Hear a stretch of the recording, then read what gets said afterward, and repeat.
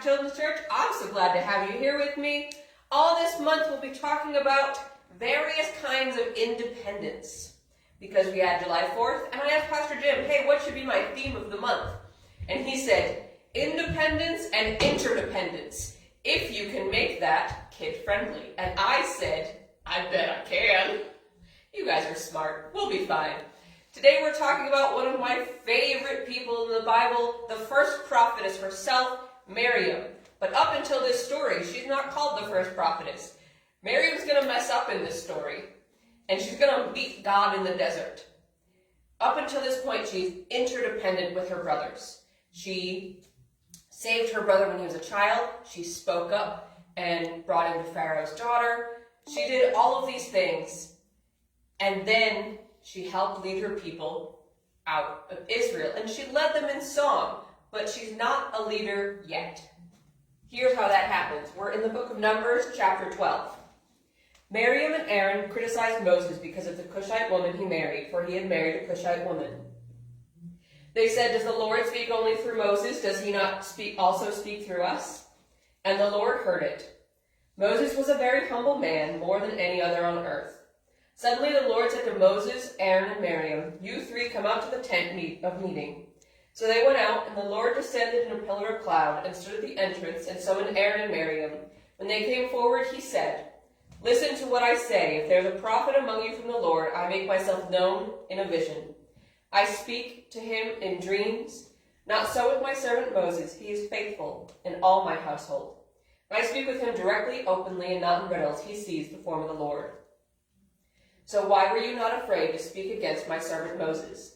The Lord's anger burned them, and he left. As the cloud moved away from the tent, Miriam's skin became diseased, as white as snow. When Aaron turned toward her, he saw that she was diseased and said to Moses, my Lord, please don't hold against us the sin we've foolishly committed. Please don't let her be like a dead baby whose flesh is half eaten away when he comes out of his mother's womb. That is the grossest sentence I've ever read in the Bible. I'm so sorry I forgot that was there. Then Moses cried out to God, God, please heal her. And the Lord answered Moses, if her father had merely spit in her face, wouldn't she remain in disgrace for 7 days? Let her be confined outside the camp for 7 days. After that, she may be brought back in. So Miriam was confined outside the camp for 7 days. And the people did not move on until she was brought back. After that, the people set out from Hazeroth and camped in the wilderness of Paran. So they spoke against God's anointed. Not your best plan. In fact, don't do that.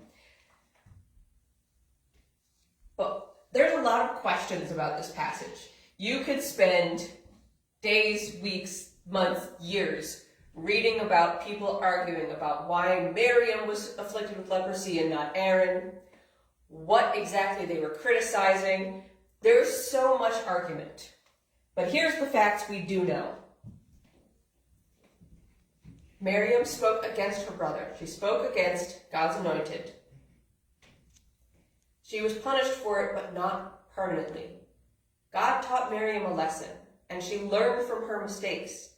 And after that, Miriam is different.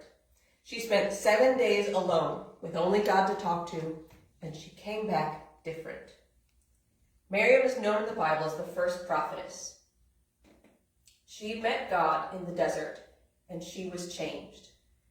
She became something new, something independent of her brother's anointing, her own anointing, her own relationship with God. Before then, she was interdependent with her brothers. And the fact that Aaron was Moses' mouthpiece, Moses was God's mouthpiece, and Miriam was the third part of it. She led the people. She was the mouthpiece to the people.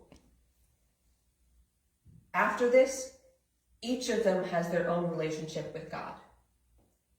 Moses is God's anointed, someone he speaks to directly. He's not a prophet, he's God's anointed. Aaron is a priest. He becomes that, and those who follow after him become the line of priests. And Miriam is the first prophetess. She speaks what God asked her to speak. She's not God's anointed leader, but she is someone God speaks to, and she speaks to the people.